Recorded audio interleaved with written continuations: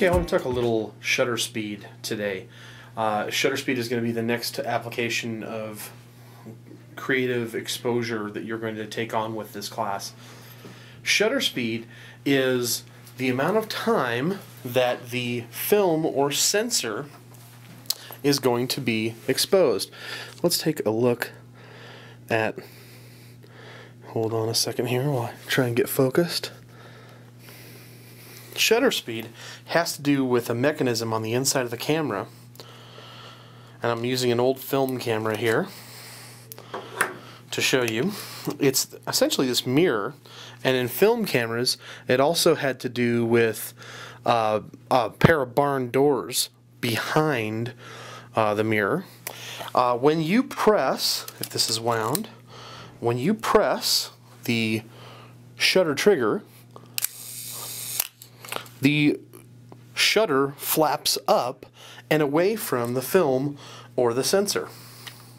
Let me show you a little bit more clearly here. You'll be able to see right on through to behind the camera there because I had it completely opened. So not only does this help us control the exposure, but it also helps us control things that are creative in nature. We can slow up, speed up or slow down the shutter speed. This that I've been showing you here is actually a 1 second shutter. I can also speed it up to much faster speeds. So this here, this is a 1/1000th of a second. Obviously it was very, very fast. Now, in addition to the exposure implications that we have with shutter speed, we can allow more or less light into the camera. We can also do things like control the speed at which things appear in our images. This is my digital D70. The reason why I like to show you guys this camera because I know that some of you are going to have different cameras with different settings, and so I wanted to, show you cameras that might have the same kinds of settings that your camera's going to have. Let's try and focus in really tight here. There we go. On this camera, we have not only a shutter priority mode, which I'm hoping most of you are going to be finding on your cameras, and that's going to help you to slow and speed your shutter, but you may also have some of these other settings, notably the little running guy here. The little running guy is what's called sports mode. Remember, this is our scene modes that we have on our cameras in many cases. Sports mode is going to speed up the shutter in an effort to stop motion. If I increase my shutter speed here, actually I can see, if I go to my shutter here, I can actually there's my shutter speed. You can see that I'm speeding up my shutter. If I get my shutter up above 200, 200 is actually a really good shutter speed for sports. It's kind of a baseline. I would try to go faster if I can, but 200 is really fantastic. That at 1/200th of a second, you're going to be able to effectively stop motion. And I'll show you some examples of photos where motion has been stopped and give you some examples of the shutter speeds that you might see.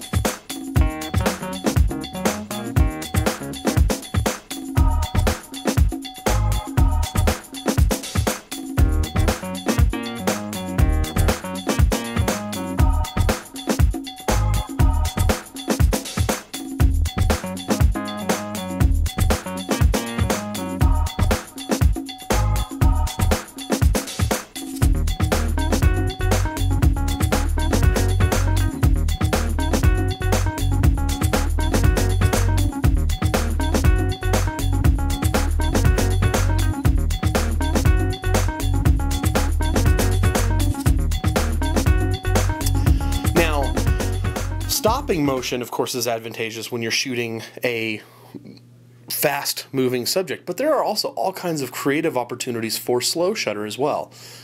Slow shutter would be we would be able to show motion blur. We also might be able to capture images in low light situations. And then we can also do really fun things like create ghosted images or paint with light. Painting with light is done when you actually turn off the lights, set your camera to a very extended shutter speed, perhaps 10, 20, 30 seconds, and then actually take a flashlight and paint in front of the lens while the shutter is open. So there's all kinds of creative applications, and over the next couple of weeks I'm going to ask you to do both.